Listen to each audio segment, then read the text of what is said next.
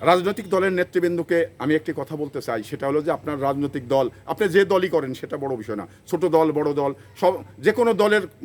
মানে নেতৃবৃন্দকেই আমি বলতে চাই, আপনার দলের যদি আপনি নিয়মিত কাজ না করেন, তৃণমূলকে শক্তিশালী না করেন এবং মানে নেতাদের ভিতরে বিভাজন না কমান, তাহলে কিন্তু মানে সামনের দিকে যে নির্বাচন থাকে বা অন্যান্য কিছু থাকে সেই জায়গাতে আপনাদের ভরাডুবি হওয়ার